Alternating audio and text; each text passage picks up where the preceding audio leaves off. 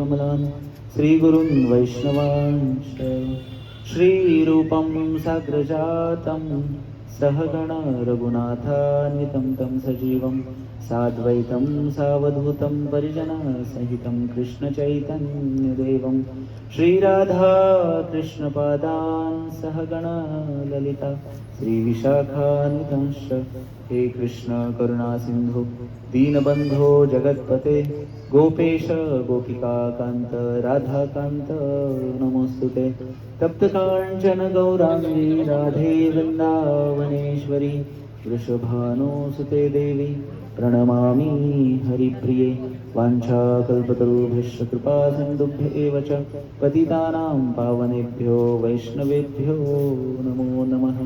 श्रीकृष्ण चैतन्य प्रभु नित्यानंद श्री अद्वैत गदाधर श्रीवासादि गौर भक्तवृंद हरे कृष्ण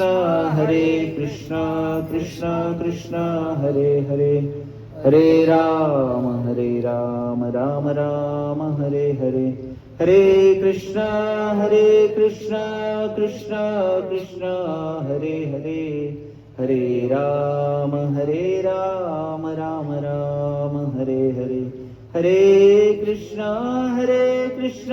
कृष्ण कृष्ण हरे हरे हरे राम राम राम हरे हरे मुखं करोति वाचालं पंगुं लङ्घयते गिरिं यत्कृपातमहं वन्दे श्रीगुरुं दीनतारिणं परमानंदमाधवं श्रीचैतन्यमीश्वरम्। हरे कृष्ण सर्वांनी म्हणा हरे कृष्ण हरे कृष्ण। स्वागत आहे आपल्या सर्वांचं। तर आज आपण विशेष आपल्या सर्वांना माहितीच आहे ज्ञानेश्वरीचं पारायणाची सांगता झालेली आहे।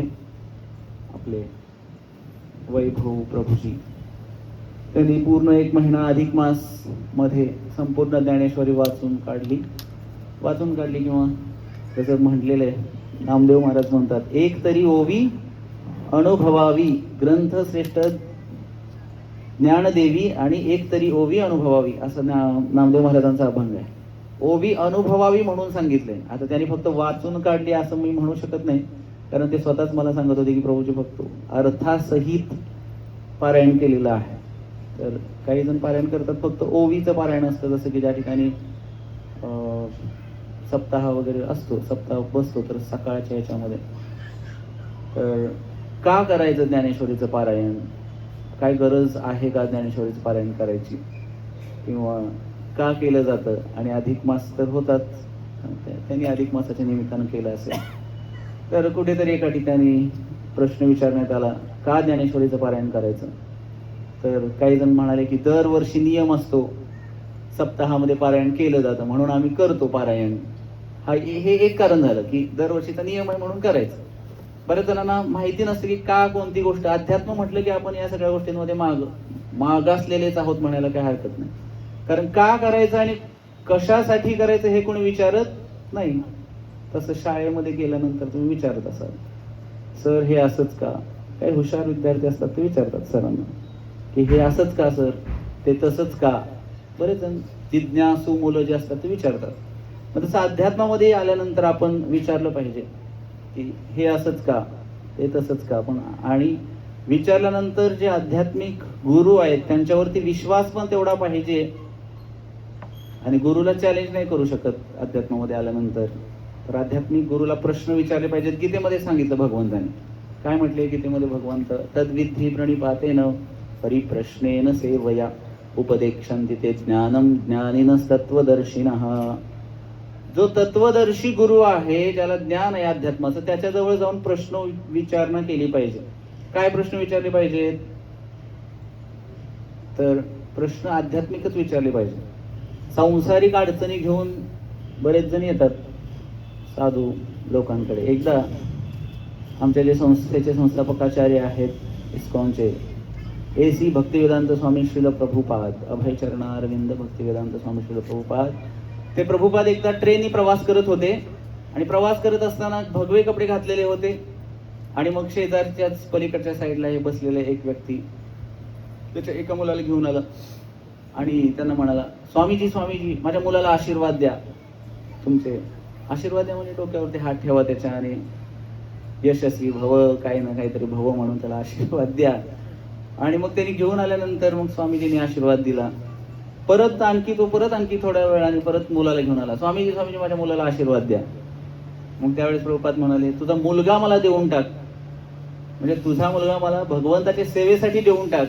आणि असं म्हटल्याबरोबर तो परत आलाच नाही, तो व्यक्ती परत आलाच नाही आशीर्वाद घेण्यासाठी. तर साधूचा खरा आशीर्वाद काय असतो, तर किंवा आपण भगवंतांकडे काय मागावं किंवा कशा प्रकारे आराधना किंवा पूजा अर्चा करावी हे पण तितकंच महत्वाचं आहे.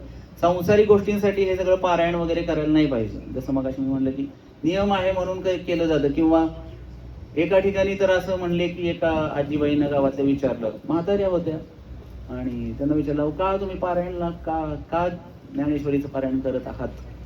तर त्या बिचारीनं काय सांगावं, ते म्हणजे सुनबाई घरात खायला देत नाही, आणि सकाळी सकाळी ज्या ठिकाणी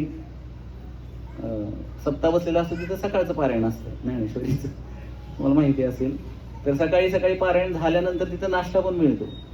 ती म्हणत होती की सुनबाई घरात नाश्ता देत नाही, तर ज्ञानेश्वरीच्या पारायणाला आल्यामुळे नाश्ताही मिळतो आणि घरात दूध पण मिळत नाही, ते दूध पण मिळतं इथं आल्यानंतर. तर असंही काही हेही कारण कुणीतरी म्हणजे वेगवेगळी कारणं आहेत प्रत्येकाचे. हौशे नवशे गौशे सगळेजण अध्यात्मामध्ये येतात, अध्यात्मामध्ये. आणि भगवंताची भक्ती अशी आहे की सगळ्यांना सामावून घेणारी आहे. तुम्ही कोणत्याही उद्देशाने भगवान श्रीकृष्णांकडे आलात तरी सुद्धा भगवंत त्यांचा स्वीकार करतात, प्रत्येकाच्या भावनेचा. ये यथा माम प्रपद्यन्ते तांस्तैव भजाम्यहम मम वर्तमान वर्तन्ते मनुष्यः पार्थ सर्वशः.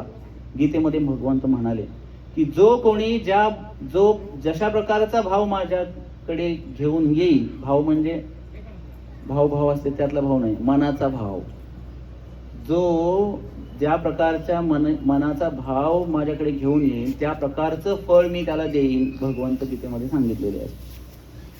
तर पारायण करायचं कशासाठी, तर ज्ञानेश्वरी किंवा कुठल्याही धर्मग्रंथाचं पारायण का करावं, तर ह्याच्याविषयी आपण थोडंसं ऐकत आहोत.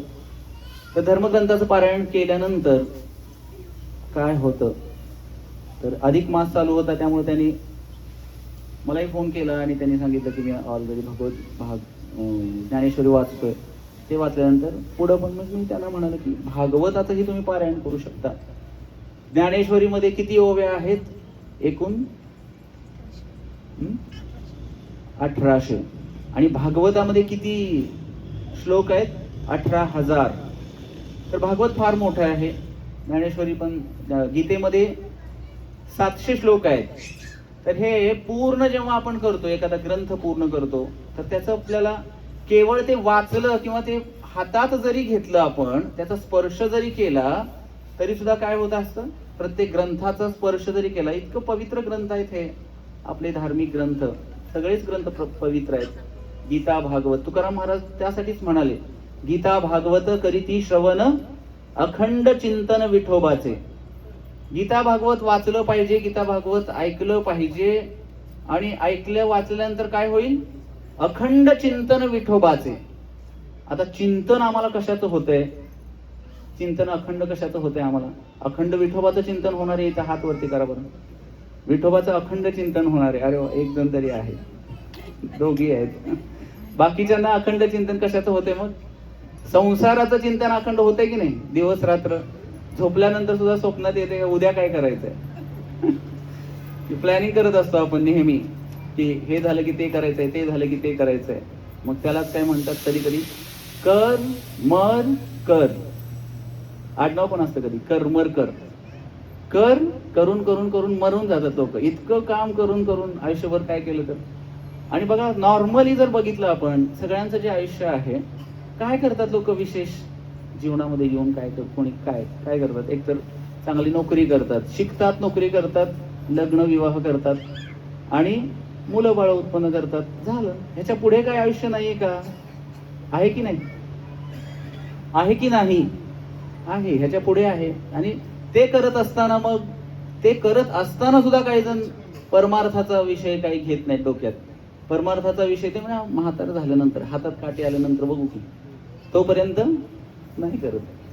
तर अभिमानाची गोष्ट आहे की वैभव प्रभूंच आत्ताच मागच्या वर्षी त्यांचा विवाह 6 महिने झाले असतील नाही लग्नाला, 1 वर्ष झालं. हा, 1 वर्षापूर्वी विवाह झाला आणि या वयामध्ये ते परमार्थाच्या मार्गाला लागलेले आहेत. तर ही पण अभिमानाची गोष्ट आहे.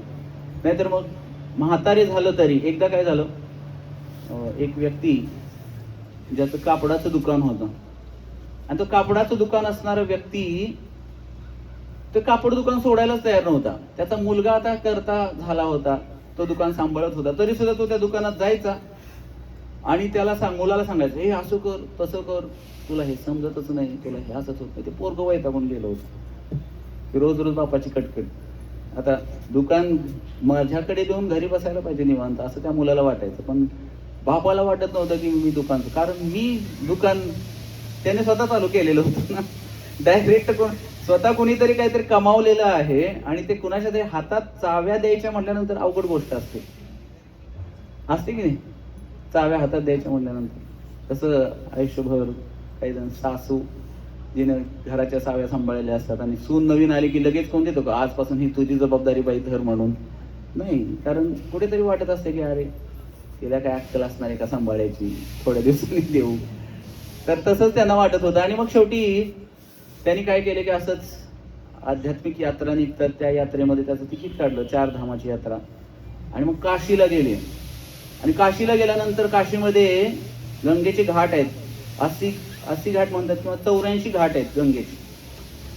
कोण कोण गेलं आपल्या इथं काशी कोण कोण केले? कोणी नाही केलं? कोण गेले की नाही काशीला इथं बसलेल्यांपैकी? कोणच नाही केलं बघा. तुम्ही केलाय? हा, एक तरी जण गेलेलं, बरं आहे. तर काशीला जायला पाहिजे. जायच्या आधी काशीला जाऊन या एकदा. काय म्हणाल मी? जायच्या आधी म्हणजे हा, समजणार आहे ना, समजलं ते.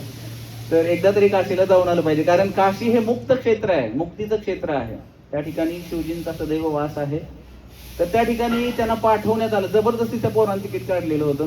गेले ते सगळे, फिरले की काशी वगैरे फिरून झाली. आणि काशी फिरत असताना त्या काशीमध्ये 84 घाटांपैकी एक घाट आहे. त्या घाटाचं नाव आहे मणिकर्णिका घाट.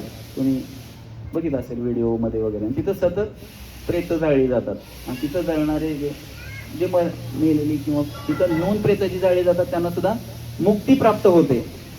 मग हे ते प्रेत जळालेली बघत होते आणि इतक्या सिरियसली बघायला लागले होते. ते नावेतून बघायचं असते घाट आणि अशी जात असताना नाव एकटक ती प्रेत जळत असल्याकडे बघत होते. आणि त्यांच्यासोबत जे साधू त्यांना घेऊन गेलेले होते यात्रेमध्ये, त्यांना आश्चर्य झालं. एवढी सगळी यात्रा फिरलो पण या बाबा बिचाऱ्याच्या डोक्यात काही प्रकाश पडला नाही. पण आता हे प्रेत जळत असलेले बघून थोडंसं त्यांना असं वाटायला लागलं त्या साधूंना की वैराग्य निर्माण झालेलं असेल किंवा थोडं काही समजलं, यात्रा सफल होतीये बहुतेक. आणि मग त्यांनी विचारलं त्यांना, का हो म्हणे एवढं तुम्ही त्या प्रेतांकडे पाहताय, तर तुम्हाला संसारातून वैराग्य निर्माण झालं का? तर ते म्हणजे कसलं वैराग्य आणि काय? मी विचार करतोय म्हणले की मला जर अगोदर माहिती झालं असतं या काशीमध्ये अशा प्रकारचा घाट आहे आणि इथं प्रेत जाळली जातात, लाकडाचे ढीगच्या ढीग लागलेले असतात तिथे एका साईडला असे मोठे. तर मला जर माहिती असतं इथं प्रेत जाळली जातात, इथं लाकडाचा व्यापार, आणि तर मी काय केलं असतं, कपड्याचा व्यापार सोडून लाकडाचाच व्यापार केला असता. कारण एवढी सगळी लाकडे इथं रचून ठेवले तर मला फायदा त्या लाकडाच्या व्यापारामध्ये जास्त झाला असता की नाही, असा विचार ते करत होते. काय फायदा मग अशा विचाराचा? काशीला जाऊन जर असे विचार, संसाराचेच विचार आमच्या मनात येत असतील तर आम्ही मुक्त होणारच नाही. मग हे पारायण का करायचं धार्मिक ग्रंथांचं? तर जे हृदयामध्ये या संसाराप्रती किंवा हृदयामध्ये जे अनर्थ आहेत 6 प्रकारचे, काम, क्रोध, लोभ, मद, मोह, मात्सर्य, तर हे अनर्थ घालवण्यासाठी, किंवा आता आपण जे कथा ऐकत आहात किंवा आपण प्रवचन ऐकत आहात, का प्रवचन ऐकायचे? भागवतामध्ये सांगितलेलं आहे, शृण्वता स्वकथा कृष्ण पुण्य श्रवण कीर्तन हृद्यंधस्तुय भद्राणी विधुनोती सुरस्थताम. भगवंताच्या कथा किंवा भगवंतांनी जे शब्द बोललेले आहेत त्याची पुनरावृत्ती केल्याच्या नंतर, आता गीता किंवा ज्ञानेश्वरी काय आहे? भगवंतांनी उच्चारलेले शब्द आहेत. आणि भगवंतांनी उच्चारण केलेले शब्द, भगवंताचं नाव, भगवंताच्या मुखातून आलेली वाणी, भगवंतांचं रूप, भगवंतांचं धाम, म्हणजे ज्या ठिकाणी भगवंताचा नित्यवास असतो, जसं पंढरपूर आहे, वृंदावन आहे, तिरुपती बालाजी, 4 धाम आहेत. धाम म्हणजे ज्या ठिकाणी भगवंताचा नित्यवास आहे. भगवंताचं नाम, रूप, गुण, लीला, धाम, भगवंताच्या मुखातून आलेली वाणी ही भगवंतांपासून अभिन्न असते. त्यामुळं म्हटलेलं आहे, या स्वयं पद्मनाभस्य मुख पद्मात विनिसृतः. ही गीता किंवा ज्ञानेश्वरी काय आहे? या स्वयं पद्मनाभस्य. स्वयं पद्मनाभस्य म्हणजे काय? स्वयं पद्मनाभ भगवंताच्या मुखातून आलेली ही भगवंताची वाणी भगवंतांपासून अभिन्न आहे. आणि ती वाणी जेव्हा आपल्या मुखाने किंवा आपल्या जिभेने आपण पुनरावृत्ती त्याची करतो, तर काय होतं? आपलं हृदय शुद्धीकरण होतं. चेतो दर्पण मार्जनम भव महादावाग्नि निर्वापणम श्रेयः कैरवचंद्रिका वितरणम विद्यावधू जीवनम आनंदांबुधिवर्धनम प्रतिपदम पूर्णामृतास्वादनम सर्वात्मस्नपनम परम विजयते श्रीकृष्ण संकीर्तनम. काय सांगितलं इथं? चेतनेचं मार्जन होतं. म्हणले या कथा ऐकल्याने किंवा या ग्रंथांचं पारायण केल्याने काय होतं? चेतनेचं मार्जन. आता तुम्ही मंदिर मार्जन शब्द ऐकला असेल. मंदिर मार्जन म्हणजे मंदिर घासून पुसून धुवून काढतो आपण. तसं आपल्या मनाचं पण मार्जन करायला पाहिजे. मन मार्जन करण्यासाठी कोणता साबण आहे?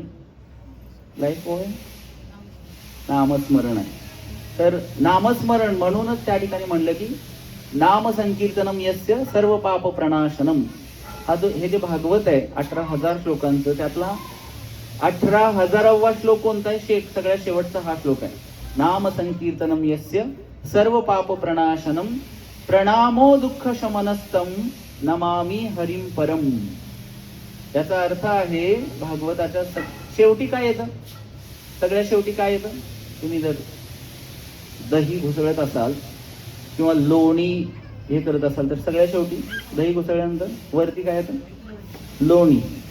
तर हे भागवत पूर्ण झाल्यानंतर सगळ्यात शेवटी सार येतं. सार. आणि सार काय सांगितलं या भागवताचा? नाम संकीर्तनम यस्य. या कलियुगामध्ये जर भगवंताला प्राप्त करायचं असेल किंवा या संसारातून स्वतःचा उद्धार करायचा असेल तर काय केलं पाहिजे? नाम संकीर्तनम यस्य. नाम संकीर्तन केलं पाहिजे. आणि विशेष करून कोणतं नाम घेतलं पाहिजे? हरे कृष्ण कृष्ण कृष्ण हरे हरे, हरे राम राम राम हरे हरे. या महामंत्राचं उच्चारण विशेष करून या कलियुगामध्ये सांगितलेलं आहे. बाकीचे मंत्र आहेत वेगवेगळा, जसा संप्रदाय असेल तसा मंत्र आहे. रामकृष्ण हरी हा सुद्धा मंत्र आहे, याचाही तुम्ही जप करू शकता. श्रीराम जय राम जय जय राम, ज्यांचे गुरु जे असतील त्या गुरुंनी जो आपल्याला मंत्र दिलाय. पण विशेष करून या कलियुगामध्ये हा हरे कृष्ण महामंत्र आहे. आणि हा मंत्र देण्यासाठी स्वतः भगवान श्रीकृष्ण 540 वर्षापूर्वी पश्चिम बंगालमधील मायापूर या ठिकाणी श्रीकृष्ण चैतन्य महाप्रभूंच्या रूपामध्ये अवतीर्ण झालेले आहेत. पण हे आम्हाला माहिती नाही, कारण आम्ही शास्त्र वाचत नाही. इथं असलेल्यांपैकी भगवद्गीता किती जणांनी वाचलेली आहे? पूर्ण भगवद्गीता किती जणांनी वाचलेली? हात वरती करा बघा. एकाचाही हात वरती नाही. आम्ही वाचत नाही बघा. आता काही जणांना वाचता येत नसेल त्यांचा विषय थोडा, पण बरेच जण आम्ही सुशिक्षित आहोत, आम्ही स्वतःला समजतो किंवा आम्ही आहोतही, मोस्ट सोफिस्टिकेटेड आहोत. घरामध्ये आमच्या किती सगळं काही भरलेलं असतं घर, आणि आधुनिक तंत्रज्ञानाने आम्ही सुसज्ज आहोत. मग आम्हाला गीतेचं काय घेणं देणं आहे ना, आम्हाला कशाला पारायणाची आवश्यकता आहे असंही काही जणांना वाटत असेल. नास्तिकता वाढत आहे सध्या. तुम्ही जर कॉलेजच्या मुलांना विचारलं तर ते सरळच म्हणतात देव असतो का? पहिला त्यांचा प्रश्न. आम्ही कॉलेजमध्ये पण प्रचार करत असतो. पंढरपूर इंजिनिअरिंग कॉलेज, श्रीरी कॉलेज, तिथं आमचं इंजिनिअरिंग झालं, त्याच कॉलेजमध्ये आम्हीही प्रचार करतो. काही मुलांचा प्रश्न असतो देव असतो का? तिथून पुढं चालू होतं. मग ही आस्तिकता आणि नास्तिकता इथला विषय. मग त्यांना सांगावं लागतं देव असतो की नसतो, कशा प्रकारे असतो, त्याला प्राप्त करण्यासाठी काय करावं लागेल आणि गरज तरी आहे का. ही आपली संस्कृती नव्हतीच पूर्वीपासून, पण आता आता हे सगळं आलेलं आहे. मग आम्ही का नाही वाचत भगवद्गीता? मग काय होतं? मग समाजामध्ये होत आहे, बऱ्याच गोष्टी होत आहेत. दुसऱ्या समाजाचे लोक धर्म वाढवण्यासाठी काय करत नाहीयेत आणि आम्ही आमचा धर्म बुडवण्यासाठी वाचत नाही. आमचं गीता भागवत वाचतोय का आम्ही? नाही. मग एकीकडे होत राहते समाजामध्ये काय काय लव जिहाद आणि बऱ्याच गोष्टी आहेत. कशामुळे होते? आपल्याच मुलांना आम्ही शिकवत नाही. त्या पोराच्या हातात मोबाईल असतो, घे बाळा आणि ते बसते आपलं टुक टुक टुक टुक करत, लहान मुलं. आणि कौतुकाने सांगतात आई बाप, महाराज हा मोबाईल सोडत नाही बरं का, आणि त्याला मोबाईल येतो बरं का चालवता, छोटा आहे फार, खूप छान मोबाईल हे करत हँडल करतो. अहो त्याच्या हातामध्ये भगवद्गीता द्या, त्याला 4 गोष्टी शिकवा, एखादा श्लोक शिकवा, एक तरी ओवी अनुभवावी. कमीत कमी अनुभवाचं राहिलं, कमीत कमी म्हणायला तर शिकवा. इंजिनिअरिंगची पोरं इंग्लिश शिकायला इंग्लिशमधून त्यांना शिकवलं जातं, पण संस्कृत श्लोक एकालाही येत नाही वाचायला. बऱ्याच वेळा आम्ही शिकवत असतो तेव्हा समजून येतं. असं गीता कोणी कोणी वाचते बरं? इथं गीता आहे तरी कोणाकोणाकडे हात वरती करा. भगवद्गीता कोणाकोणाकडे आहे बघा, किती जणांकडे आहे? 1 2 3 4 5 6 जणांकडे आहे. बाकीच्यांचं काय? कशाला गीता लागते? कशाला? ते सांगितलं की मग मी, ज्यांच्या अडाणी त्यांचा विषय सोडून द्या. आणि अडाणी जरी असलं तरी घरात तरी असावी. तुमच्या घरात शिकलेलं कोणीच नाही का? सगळं घरच अडाणी आहे असं तर नाही ना. मग तर गीता घरी पण असली पाहिजे आणि वाचली पाहिजे विशेष करून. आणि वाचल्यानंतर पुढचा विषय अनुभवावी. अनुभव कधी येणार? वाचल्यानंतर येणार. म्हणून वाचणे महत्वाचं आहे, म्हणून पारायण करणं गरजेचं आहे. आपला विषय तो चालू की का पारायण केलं पाहिजे, गीतेचं, भागवताचं, ज्ञानेश्वरीचं पारायण का केलं पाहिजे. त्याच्यामध्ये जे ज्ञान सांगितलेलं आहे, गीतेचे काय विषय आहेत किंवा ज्ञानेश्वरीचे काय विषय आहेत? 5 विषय आहेत. श्रील प्रभुपाद म्हणायचे, दिस स्पिरिच्युअलिटी इज ऑल्सो सायन्स. अध्यात्म सुद्धा एक विज्ञान आहे. आणि या अध्यात्मासारखं दुसरं विज्ञान कुठलंच नाही. भौतिक विज्ञान तर त्याच्यापुढे काहीच नाहीये. हे भौतिक विज्ञान जिथं संपतं तिथून आध्यात्मिक विज्ञान सुरू होतं असं म्हटलेलं. Where this material science ends then spirituality start. अनेक जे काही वैज्ञानिक आहेत, सायंटिस्ट, तर ते सुद्धा जसं की आईन्स्टाईन असतील किंवा बाकीचे जे काही आहेत, तर त्यांनी सुद्धा स्वीकार केलेला आहे की जिथं मटेरियल सायन्स, भौतिक विज्ञान संपतं तिथून आध्यात्मिक सायन्स, आध्यात्मिक विज्ञान सुरू होतं असं त्यांनी सांगितलं. तर हे आध्यात्मिक विज्ञान आपण त्याचा स्वीकार केला पाहिजे. बऱ्याच गोष्टी अध्यात्मामध्ये आहेत. आणि श्रील प्रभुपाद म्हणायचे, हे भागवत तुम्ही 18,000 श्लोकाचं वाचलं की तुम्हाला या जगातलं कुठल्याच गोष्टीचं ज्ञान नाही असं नाही, पूर्णत्व झालं तुमच्या ज्ञानाचं. जसं बघा, तुम्ही 0 0 0 0 लिहित गेलात, काय किंमत आहे का हो त्याला? काय किंमत आहे का? तर त्या 0च्या समोर जर तुम्ही 1 लिहिला आणि ते 0 वाढवत गेला तर किंमत वाढत जाते. म्हणजे 0ला किंमत नाही पण 1ला किंमत आहे. ते 1 कोण आहेत? एकला ईश्वर कृष्ण आर सब भृत्य, जारे जैसे नाचाय तैसे करे नृत्य. तसं ते 1 कोण आहेत? परम पुरुषोत्तम भगवान श्री कृष्ण आहेत. आणि ते जर आपल्या जीवनामध्ये नसतील तर आपल्या जीवनाला काही अर्थ नाही, किंवा त्यांची आम्ही भक्ती करत नसू. अर्थातच आता आमच्या भारतामध्ये किंवा महाराष्ट्रामध्ये अनेक प्रकारची भक्ती आम्ही करत असतो. अनेक देव आहेत आमच्याकडे. किती देव आहेत? 33 कोटी देव आहेत. मग कोणाची करायची पूजा? गायची पूजा करायची, कारण गायमध्ये 33 कोटी देव आहेत. तर शास्त्रानुसार किंवा या भागवतानुसार याच्यासाठी शास्त्र वाचलं पाहिजे. गायची पूजा ही चांगलीच आहे, पण त्या गायलाही निर्माण केलेलं आहे कोणीतरी. त्यांची पूजा केली तर गायची पूजा आलीच, आणि त्यांनी सुद्धा गायचीच पूजा केली. श्रीकृष्णांनाही गाय आवडायच्या. तर या भागवतामध्ये म्हटलेलं आहे, भागवत महात्म्यामध्ये, एक श्लोक आहे, त्यामध्ये त्यांनी सांगितलं कोणाची पूजा करायची. मनाने काहीच नाही केलं जात, तर सगळ्या काही गोष्टीला एव्हिडन्सेस आहेत, शास्त्राचे पुरावे आहेत की आपण काय केलं पाहिजे, फक्त आम्ही वाचत नाही. तर ह्याच्यामध्ये या भागवतामध्ये स्कंद 12 अध्याय 13 मधला 16वा श्लोक आहे, त्यामध्ये म्हटलेलं आहे, निम्नघ्नानां यथा गंगा देवानां अच्युतो यथा वैष्णवानां यथा शंभू पुराणाम इदम तथा. काय म्हटलं, नद्यांमध्ये जशी पवित्र नदी कोणती आहे, गंगा. निम्नघ्नानां यथा गंगा, सर्व नद्यांमध्ये पवित्र नदी गंगा आहे. तसंच सर्व देवांमध्ये भगवान अच्युत सर्वश्रेष्ठ आहेत.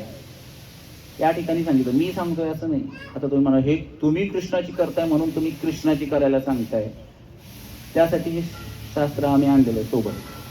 तुम्ही पण वाचा, आम्ही बी वाचतो, आम्ही आमच्या मनाचं काही सांगत नाही. तर नेहमी ज्यांच्याकडून तुम्ही प्रवचन ऐकत असाल, साधू, गुरु आणि शास्त्र या 3 गोष्टींचा संगम आहे की नाही बघितलं पाहिजे आध्यात्मिक ज्ञान घेताना. हा त्रिवेणी संगम आहे, साधू, गुरु आणि शास्त्र. ज्याला तुम्ही गुरु केला नाही, तर फसवे गुरु भरपूर आहेत समाजामध्ये, जे तुम्हाला भोंदूगिरी फसवतात, त्यांचं स्वतःच काहीतरी शास्त्र काढतात आणि त्यानुसार ते सांगत असतात. तर ते सांगतायत, ते दुसरे साधू पण तसंच सांगतायत का, ते पण बघितलं पाहिजे. ते सांगतायत त्याला काही शास्त्रातला रेफरन्स देत आहेत का. आता मी इथं बोलतोय एवढं, तर तुम्हाला प्रत्येक मी जे काही सांगतोय त्याला तुम्हाला मी भगवद्गीतेचा श्लोक उच्चारण करून सांगतोय की नाही, म्हणजे मी माझ्या मनाचं काहीही सांगत नाही. हे महत्वाचं आहे. म्हणून श्रील प्रभुपाद म्हणतात की आध्यात्मिक जीवनामध्ये ही स्वतःची जबाबदारी आहे. नाहीतर मग फसल्यानंतर, आता मध्येच काही ना काहीतरी लोक फसवतात कुठेतरी, मग हे प्रसाद म्हणून आणलं आणि त्याच्यात काहीतरी टाकून दिलं आणि मग ते आम्ही घेतलं प्रसाद म्हणून आणि आमचा विश्वास, आणि मग घेतल्यानंतर मग त्याच्यावरती बलात्कार झाला, हे झालं ते झालं, पुढचं सगळं काय ना काहीतरी, मग हे असे काही ना काहीतरी होतं. आता घ्यायचं की नाही तो प्रसाद, आणि तो प्रसाद पण जर 10 वाजता रात्री कोणीतरी आणून दिला तुम्हाला, मग तुम्ही घ्यावा का तो प्रसाद म्हणून? नाही.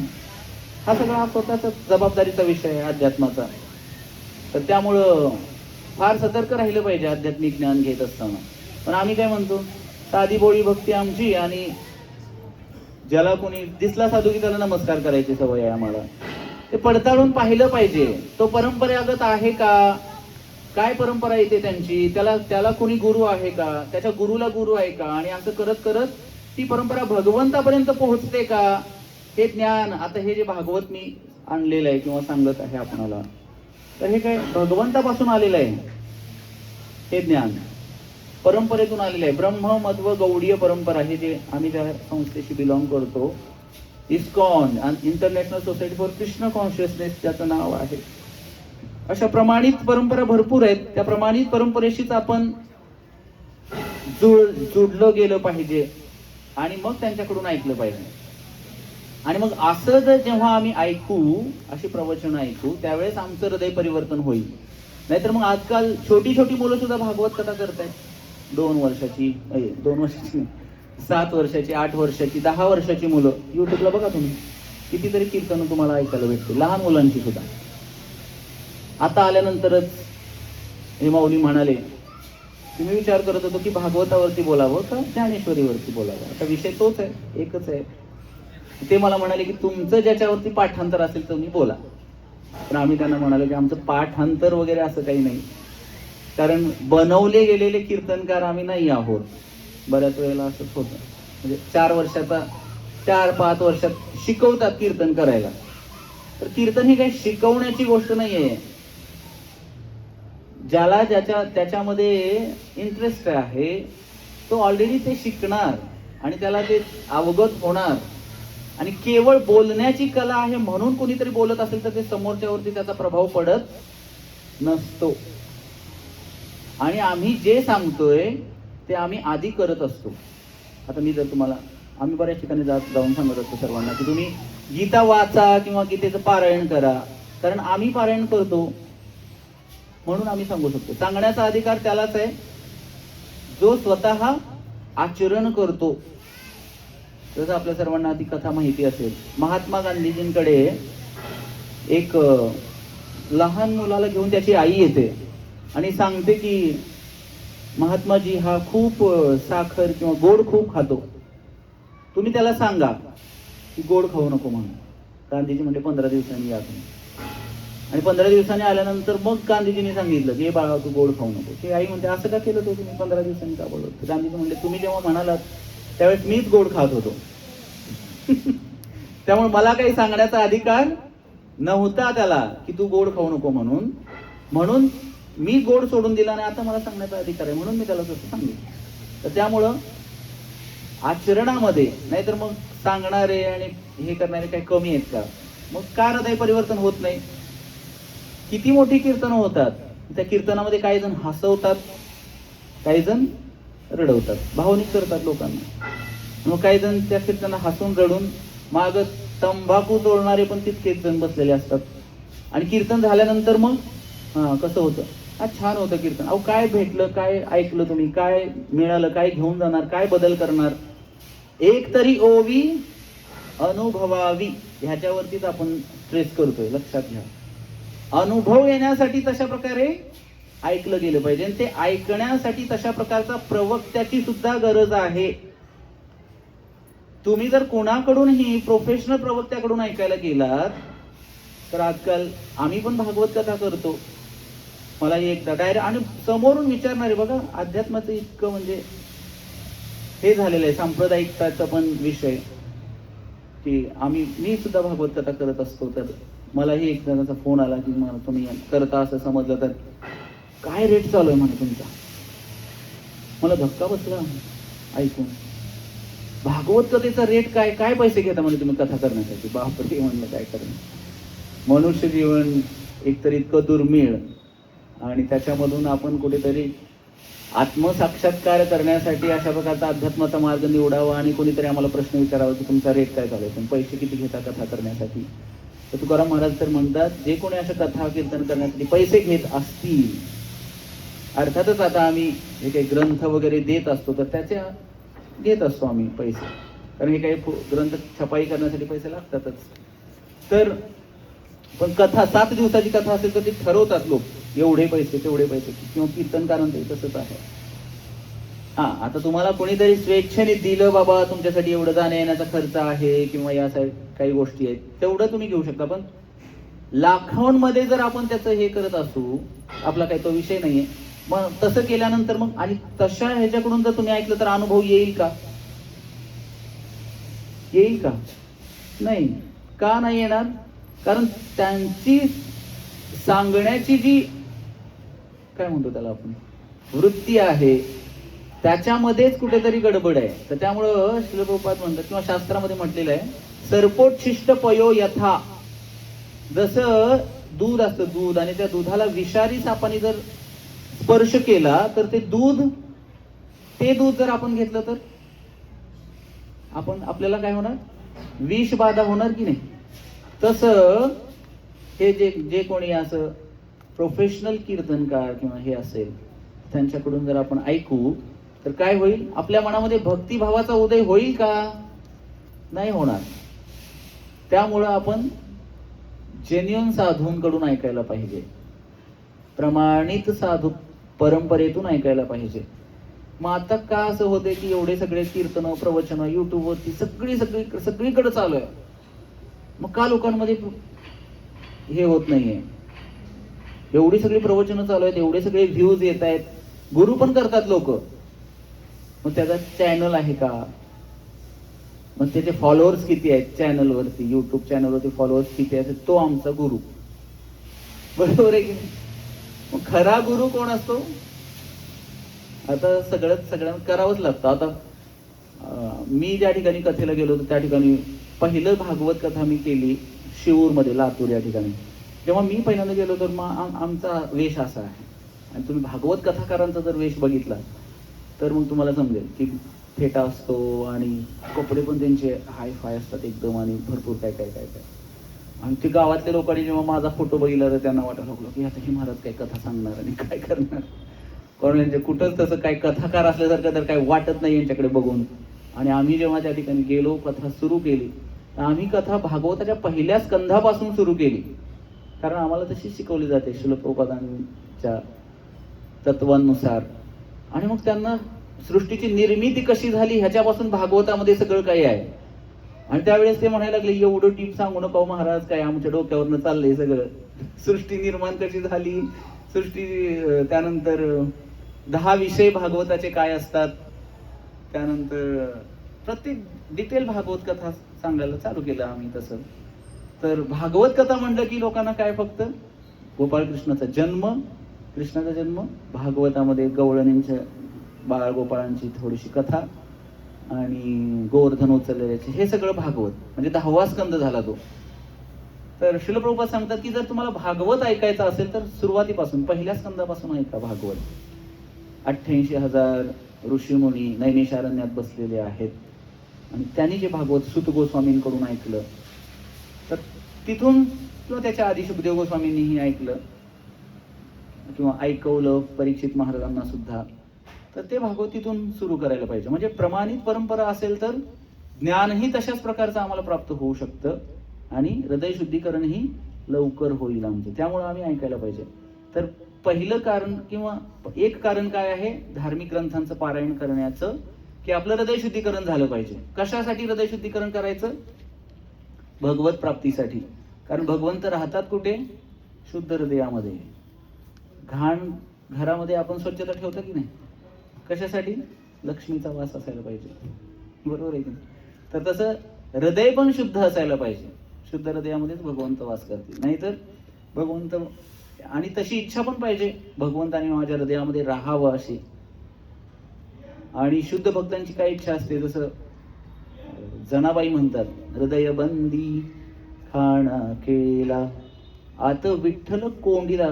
त्या विठ्ठलाला मी कोंडून ठेवेन असं म्हणते जनाबाई. कारण त्यांचा तेवढा अधिकार आहे. आम्ही कोंडून ठेवू शकतो का? किंवा आम्हाला इच्छा तर होते का हृदयात कोंडून ठेवायची? आम्हाला इच्छा किंवा भगवंताची तेवढी आठवण तरी येते का? इथं बसलेल्यांपैकी असं कोणी आहे का की जे देवासाठी रडतं, देवाची आठवण येऊन रडायला येते आम्हाला, असं कोणी आहे का? नाही. का असं होत नाही? मग ही तर पुढची स्टेज आहे. मग त्याच्यासाठी आम्हाला ज्ञान तरी असायला पाहिजे की मी कोण आहे, भगवंत कोण आहेत, माझा आणि भगवंताचा काय संबंध आहे, संबंध आहे तरी का?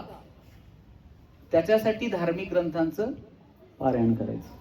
ते पारायण केल्यानंतर कळेल की संबंध काय आहे आपला आणि देवाचा, आणि तो कसा पुनर्जागृत करण्यासाठी ग्रंथ आहेत, पुनर्जागृत करण्यासाठी संत आहेत, पुनर्जागृत करण्यासाठी तो संबंध पंथ आहेत. आणि ह्या तिघांचं अवलंबन केल्यानंतर आपल्याला कोण भेटतं? भगवंत भेटतो. कोण भेटतं? ग्रंथ, संत, पंथ आणि भगवंत. म्हणा ग्रंथ, म्हणा ग्रंथ. अहो म्हणा की जेवलं बिवलंय की नाही? प्रसाद आहे नंतर. मोठ्याने म्हणा, ग्रंथ, संत, पंथ आणि भगवंत. तर हे एक एक एक प्रकारची शिडी असल्यासारखं आहे. त्यामुळं ग्रंथही तितकेच महत्वाचे आहेत. म्हणून श्रील प्रभुपाद म्हणायचे, बुक्स आर द बेसिस. ग्रंथ हेच पाया आहेत आणि ग्रंथ आम्ही वाचले पाहिजेत. आणि आजकाल वाचायचाच कंटाळा करतो आम्ही. पण वाचाल तर वाचाल असं पण एक सुभाषित किंवा हे आहे, वाचाल तर वाचाल. मग काय वाचलं पाहिजे? न्यूजपेपर? तेही आजकाल कोणी वाचत नाही. पूर्वी पेपर घरी येऊन पडायचा, आजकाल तेही कमी झालं प्रमाण, तर तेही कोणी वाचत नाही. मग आम्ही काहीतरी वेगळंच, शाळेतली पुस्तकं वाचत नाहीत पोरण, बाकीचं काय वाचणार? जमाना बदलला आहे. एकच प्रत्येक गोष्टीवरती आपण एकच हे सांगत असतो, काय जमाना बदललाय. काय आई वडील किंवा सांगायला लागले तर जमाना बदललाय, तुमच्या जमान्यात तसं होतं, आता तसं नाही, जमाना बदललाय, कलियुग आहे, काय काय बरंच काय बोलत राहतो. ज्ञान शिकवण्यासाठी आम्ही काही मागासलेले नाही आहोत, पण ज्ञान आचरणात आणण्यासाठी मात्र आम्ही मागासलेले आहोत. ज्ञान आधीच सांगून ठेवलंय, संतांनी सगळ्या सांगून ठेवलेलं आहे. गीता, भागवत, कलिकी श्रवण, अखंड चिंतन विठोबाचे, गीता, ज्ञानेश्वरी एक तरी ओवी अनुभवावी. मग आम्ही अनुभवतोय काय? नाही. का अनुभवत नाहीये? कारण आम्हाला इच्छाच होत नाही आध्यात्मिक. बघा इथे एका जणामुळे आज किती जणांना लाभ प्राप्त होत आहे. अधिक मासची सांगता आहे, आज शेवटचा दिवस आहे. आज त्यांनी पारायण नसतं केलं तर आम्ही कशाला आलो असतो पंढरपुरातून इकडं? त्यांनी बोलवलं म्हणून आम्ही आलो. किंवा आपल्या सर्वांना हरिनाम ऐकायला भेटत आहे, किंवा ही कथा जे काही आपण प्रवचन ऐकत आहात, ज्ञानाचे 4 शब्द आपल्या कानावरती पडत आहेत, तर अशा प्रकारची व्यक्ती समाजामध्ये असणं गरजेचं आहे. आणि तुकाराम महाराज म्हणतात, शुद्ध बीजापोटी फळे रसाळ गोमटी.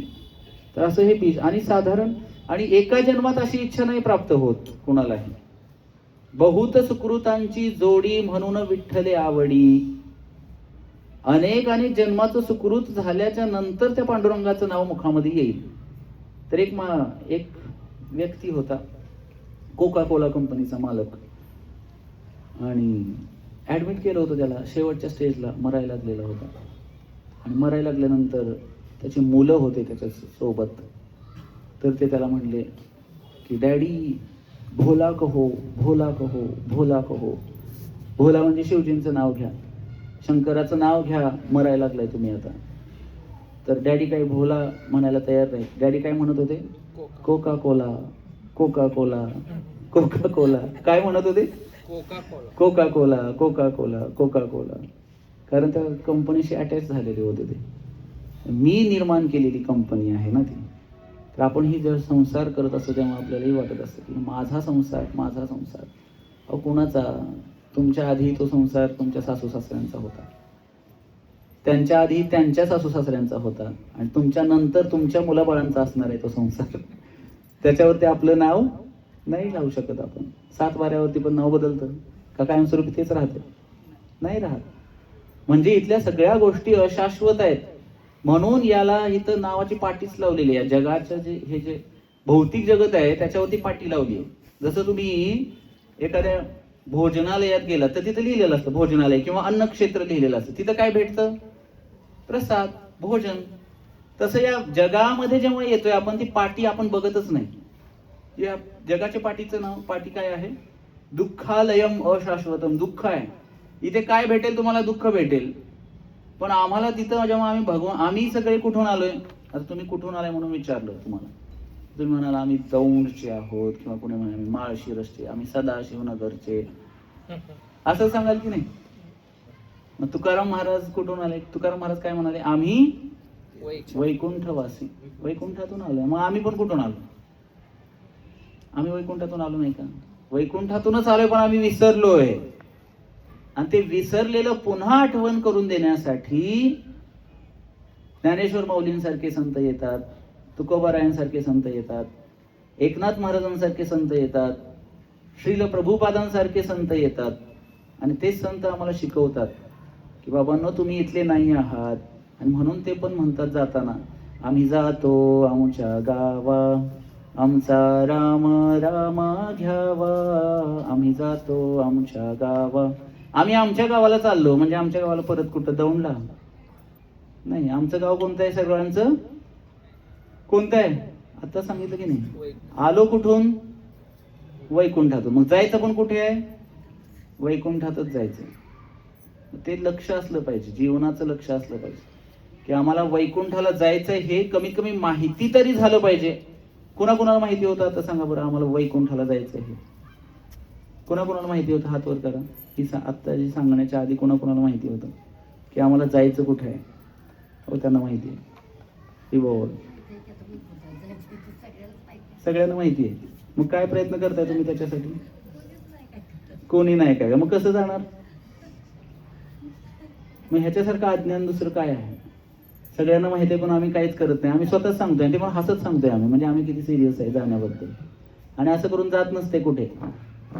ज्या गाडीमध्ये आपल्याला ज्या ठिकाणी जायचंय ती गाडीच पकडली नाही, नाही आम्हाला जायचंय जायचंय जायचंय, किती जर म्हणत राहील तर जाणार आहे का कोण? नाही जाऊ शकत. त्याच्यासाठी ज्ञानाची आवश्यकता आहे. त्याच्यासाठी मग पारायण करायला लागतील. नाहीतर संसाराची पारायण चालूच आहेत. मग पुनरपि जन्मम पुनरपि मरणम पुनरपि जननी जठरे शयनम यह दुस्तारे खलु विस्तारे कृपया पाहि पाहि मुरारे. भज गोविंदम गोविंदम भज मूढमते. मूढमते हे मूर्ख माणसा, असं शंकराचार्य म्हणतात, मी नाही सांगत आहे. की तू गोविंदाचं भजन कर, पुन्हा पुन्हा जन्म, पुन्हा आईच्या उदरामध्ये जन्म घ्यावा लागेल आणि आतमध्ये असताना परत तुला त्रास होणार. बाहेर येताना त्या मुलालाही तितका त्रास होतो, त्या आईलाही तितकाच त्रास होत असतो. ती आई पुन्हा ठरवते, पहिली डिलिव्हरी झाल्यानंतर तिला इतका त्रास झाल्यानंतर ती म्हणते की बास, एकच मूल बास. पण नाही, वासना इतकी तीव्र आहे की दुसरं परत आणि होतच. त्यात पण पोरगी झाली तर पोरग पाहिजे म्हणून 4 अजून होतील. का असं होतंय? अज्ञान आहे. त्रास एवढा झाला तरी सुद्धा होतंय ते. आणि मग जर आम्ही भक्तीच नाही केली तर 40,000 विंचू एक ऍट अ टाइम चावल्याची दुःख होत आहे. शास्त्र सांगतात एक विंचू चावला तर ठो बोंबलते माणूस. 40,000 एका वेळेला चावले तर किती प्रॉब्लेम होईल, काय दुःख असेल ते. 40,000 विंचू एका वेळेस चावल्याचं दुःख मृत्यूच्या वेळेस. जर भक्तीचा लवलेशही आमच्या जीवनामध्ये नसेल, आता भारतात राहून असं कधी होतच नाही, कारण भारत भूमी फार पवित्र आहे. कुठे ना कुठेतरी तुम्हाला नको नको म्हणत असताना सुद्धा देवाची 4 नावं कानावरती येतीलच. किंवा पंढरपूरला कुणीतरी चाललंय म्हणून तुम्हाला चल र म्हणून, या शेजारणीनं लई बरं केलं ग बया, मला पंढरीला नेलं ग बया. कुणाला तरी कोणीतरी चल म्हणून घेऊन जाईलच तुम्हाला. आणि काही ना काहीतरी कुणामुळे न कुणातरी, जसं आजचा सत्संग आपले वैभव प्रभूजींमुळे सर्वांना प्राप्त होत आहे. तर अशी ही भावना असणं फार गरजेचं आहे. जसं तुकाराम महाराजांची भावना होती, ही संतांची भावना आहे. ही फार, याला म्हणायचं एक आहे की शास्त्र वर्णन करतं, गणना लघु चेतसहा, म्हणजे मी आणि माझं बस, याच्याशिवाय मला दुसरं काही सुचत नाही. मी, माझं, माझा संसार, माझी मुलं, माझी फॅमिली, ह्याच्या पुढं आम्ही जातच नाही. आणि त्याच्या पुढं जाऊन विचार आहे की मला या समाजासाठी काहीतरी केलं पाहिजे, 4 लोकांना भक्तीच्या मार्गाला लावलं पाहिजे, काही जणांना मला पंढरपूरला नेलं पाहिजे, त्यांना गीता दिली पाहिजे, काही ना काहीतरी असा विचार येणं की असं काहीतरी मी पारायणाच्या वेळेस काहीतरी 4 लोकांना ज्ञान समजवण्याचा कार्यक्रम ठेवावा. हा विचार म्हणजे गुरु म्हणजे ज्याच्यामध्ये सगळं जग सामावू शकतं असा विचार. आणि लघु म्हणजे फार छोटीशी वृत्ती की मी माझं एवढंच, त्याच्या पुढं काही विचार जातच नाही. तर तुकाराम महाराज त्यासाठी म्हणतात की बुडती हे जन न देखवी डोळा, म्हणून कळवळा येत असे. सगळे लोक बुडायला लागलेत, या संसाराच्या महासागरामध्ये बुडतायत. ए न मज्जंती महा अनर्थ सागरे, या अनर्थाच्या सागरामध्ये सगळे बुडायला लागलेत आणि त्यांना बुडू देऊ नये हा संतांचा विचार आहे. की किती काळ तो तसाच राहणार बाबा, त्याला वर काढलं पाहिजे. आणि त्यासाठी साधू संत असतात, गुरु असतात. ब्रह्मांड भ्रमिते कोण भाग्यवान जीव, गुरु कृष्ण प्रसादे पाय भक्तिलता बीज. आणि मग गुरु भेटला की भक्तिलतेचं बीज प्राप्त होतं आपल्याला. आणि मग कृष्ण काय किंवा भगवंत आपल्यापासून जास्त दूर नसतात. तर मनुष्य जीवनाचा हाच उद्देश आहे. आणि पारायण केल्यानंतर, आणि एकदा पारायण म्हणजे काय, पुन्हा पुन्हा पुन्हा पुन्हा पुन्हा पुन्हा पुनरावृत्ती केली पाहिजे त्याची. आणि पुनरावृत्ती केल्यानंतर काय होईल की आपल्याला ते मग डोक्यामध्ये फिट होऊन जातं. एखादी गोष्ट आपल्याला एकदा सांगून ऐकणारे किती जणांच्या लक्षात राहते, एकदा सांगून ऐकले नाही. मग ते सारखं सारखं म्हणून त्याला पारायण सारखं केलं पाहिजे ते. आणि ते जेव्हा सारखं ऐकत राहू तेव्हा मग या संसारामध्ये जी आपली आसक्ती आहे ती संसारातली आसक्ती निघून भगवंतांप्रती आपली आसक्ती वाढेल. आणि मग आपण जो या मनुष्य जीवनाचा उद्देश आहे, काय उद्देश आहे, भगवत प्राप्ती हा उद्देश आहे. To go to back to Godhead, किंवा पुन्हा भगवंताच्या धामात जाणं, वैकुंठाला जाणं, गोलोकाला जाणं. गोलोक ज्या ठिकाणी भगवान श्रीकृष्णांचा वास आहे, राधाराणीचा वास आहे, त्या ठिकाणी आम्हाला जायचंय. आणि हे आम्ही नुसतं म्हणू नये, त्याच्यासाठी आम्ही प्रयत्न केला पाहिजे. आणि त्याच्यासाठी दररोज आम्ही नामस्मरण केलं पाहिजे. जास्त नाही, 15 मिनिटं, 20 मिनिटं, अर्धा तास आम्ही हरे कृष्ण साधक कमीत कमी 2 तास वेळ देत असतो. आणि मग जसा वेळ भेटेल तसं आमच्या गळ्यातच माळ असते, या माळेवरती आम्ही सतत नामस्मरण करत राहतो. कारण या जगामध्ये जर सत्य काय असेल तर केवळ भगवंताचं नाव आहे. एक तू सच्चा और तेरा नाम सच्चा. आमचं नाव काय आहे का, किंवा आम्ही खरे आहोत का, किंवा आमचं हे शरीर जे आम्हाला मिळालेलं आहे हे सगळं काय होणार आहे, मातीत मिळणार आहे. नको नको म्हणू माझं सार सोडून जाणार, देह मातीत मिळणार सार सोडून.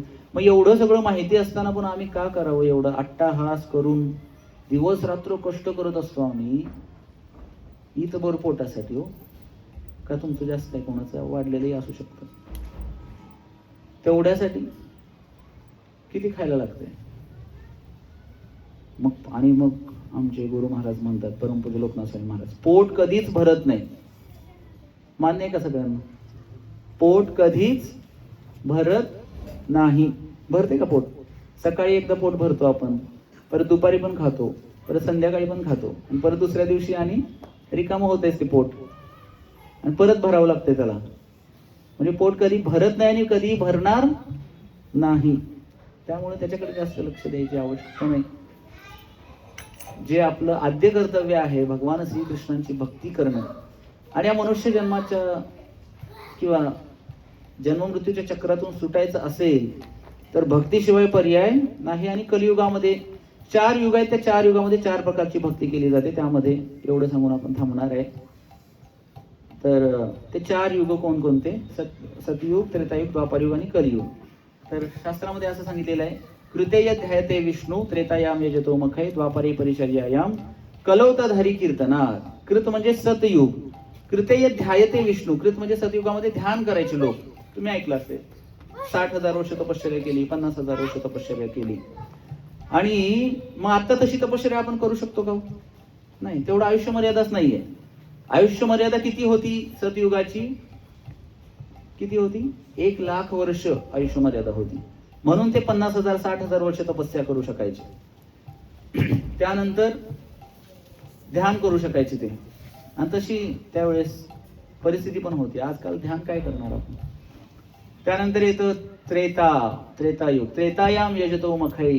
त्रेतायुगामध्ये यज्ञ केले जायचे, स्वाहा स्वाहा स्वाहा. मग ते यज्ञ त्रेतायुगामध्ये, पण आता यज्ञ तरी करू शकतो का? ब्राह्मणच नाही तसे तेवढे प्युअर. पूर्वी ब्राह्मणांनी मंत्र म्हणला की अग्नी आपोआप पेटायचा, आणि आता काडीने पेटला तरी ते पेटत नाही. कारण तूप पण तसं नाहीये. जर्शी गायचं तूप आहे, देशी गाय राहिल्या का कुठं बघायला बी भेटत नाही. त्याचं तूप कोण? आणि त्या तुम्ही बघा, गाय का देशी घी लिहिलेलं असते, देशी गाय का घी लिहिलेलं नाही. तर तुपाच्या डब्यावर तुम्ही वाचलं कधी? गाय का देशी घी म्हणजे जर्शी गायचं देशी पद्धतीनं काढलेलं तूप. त्याच्यावर वाचले का तुम्ही डब्यावर कधी? वाचा तुम्ही, त्याच्यावर तसंच लिहिलेलं असतं. तर तेही नाही, तूपही नाही, आणि मग कसं होणार? त्यामुळे यज्ञही नाही करू शकत, आणि यज्ञासाठी बसावंही लागतं. आणि तूप किती? 1 किलो तुपाने होत नाही. ज्यावेळेस यज्ञ केला, युधिष्ठिर महाराजांनी यज्ञ केला, तर त्या यज्ञामध्ये 1000 किलोनी तूप असं ओतलं जायचं. एवढा मोठा अग्नी पेटवला जायचं. आणि कोण यज्ञ करणार आहे आता? तर यज्ञ हा विधी या कलियुगाचा नाहीच आहे. आणि एवढे पैसे पण खर्च कोण करणार? आणि आलेल्या लोकांना दानही द्यायला लागतं यज्ञ केल्यावर. नुसतं तेवढंच नाही, तर वस्तू दान कराव्या लागतात, ब्राह्मणांना दान करावं लागतं, प्रसाद पण द्यावा लागतो. त्यामुळे यज्ञ शक्य नाही. त्यानंतर द्वापारे परिचर्या. या द्वापार युगामध्ये परिचर्या, आराधना, भगवंतांची आरती, जी मोठी मोठी मंदिरं बांधली गेलेली आहेत ती द्वापार युगातली आहेत सगळी. तुम्ही दक्षिणेकडे वगैरे गेला किंवा उत्तर भारतामध्ये गेला, जी मोठी मंदिरं आहेत ती सगळी द्वापार युगामधलीच आहेत. आणि तिथं मोठी मोठी आराधना, किती मोठ्या मोठ्या आरत्या होतात भगवंतांच्या. मोठी मंदिर आहेत. एकरामध्ये 500-500, 400-400 एकरात पसरलेली मंदिर आहेत काय काय. तुम्ही ह्याला गेला दक्षिणेकडे, थोडे कमी पण असू शकतात, अंदाजे सांगतो मी. तर तेही या युगाचा विधी नाही. मग कलियुगामध्ये काय आहे? जसं भागवताचा मगाशी मी लास्टचा श्लोक सांगितला की नामसंकीर्तनम यस्य सर्व पाप प्रणाशनम, किंवा कलौताधारी कीर्तनात. कलियुगामध्ये हरीच्या नावाचं कीर्तन केलं पाहिजे, भगवंताच्या नावाचं कीर्तन. हरे कृष्ण कृष्ण कृष्ण हरे हरे, हरे राम राम राम हरे हरे. या महामंत्राचा जप तुम्ही केलात की मग तुम्ही सगळं काही केल्याप्रमाणे आहे, भगवंतांना प्राप्त केल्याप्रमाणेच आहे. आणि आपले वैभव प्रभू ते 2 माळाचा जप करताय ना तुम्ही रोज? हां, रोज करत असतात. ते पंढरपूरला आले होते तेव्हापासून मी त्यांना सांगितलं, तेव्हापासून ते माळेवरती जप करतात दररोज. तर आपल्यापैकी इथं बसलेल्यांपैकी कोण कोण दररोज हरिनामाचा जप करतात? अर्थातच तुम्ही दुसऱ्याही मंत्राचा करत असाल, पण करता किती जण ते सांगा बरं, हात वरती करा. कोण कोण जप करतं माळेवरती?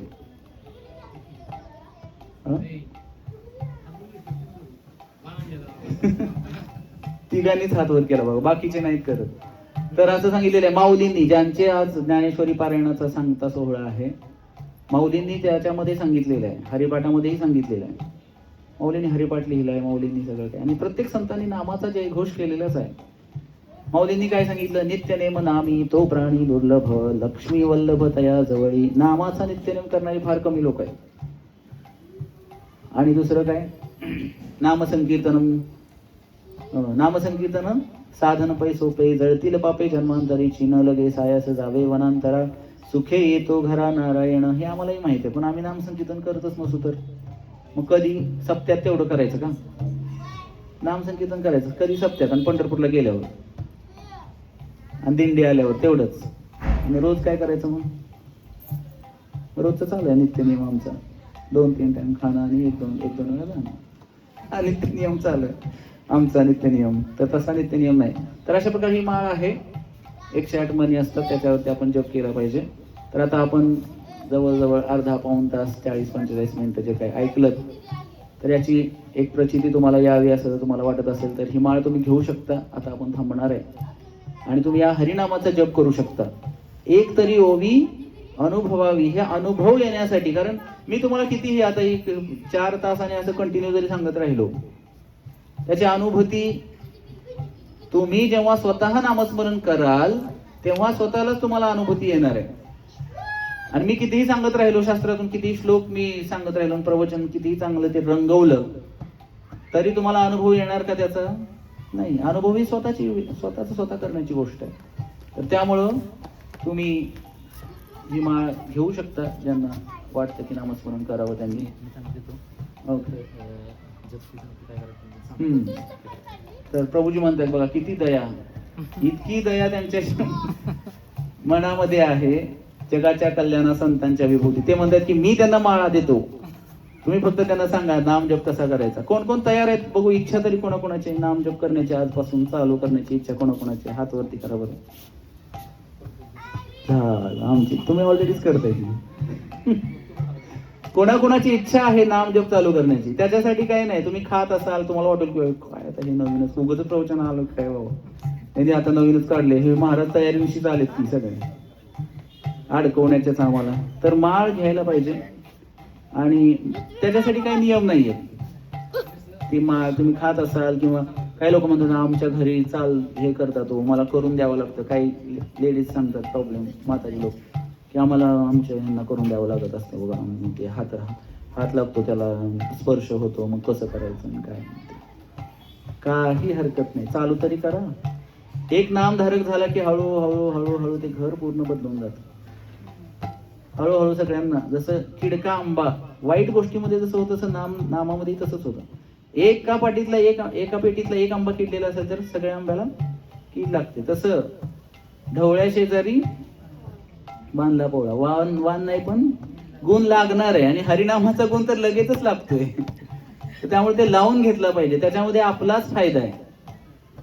नाहीतर मग आपणच आपल्या पायावर धोंडा मारून घेतल्यासारखं आहे. तर नाम जप तुम्ही करा आजपासून. मी तुम्हाला सांगतो की कशा प्रकारे करायचा. तर माळ सर्वांनी हातात पकडू शकता. 108 मणी असतात माळेमध्ये. ते 108 का असतात? तर नाम जप केल्याने बघा 12 राशी आहेत आणि 9 ग्रह आहेत, बरोबर आहे ना? तर नाम जप जो आहे, नामधारक जो आहे, त्याच्यावरती या 12 राशींचा 9 ग्रहांचा काहीही परिणाम होत नाही, म्हणून 108 मणी आहे. त्यानंतर 108 मेन गोपी आहेत भगवंतांच्या.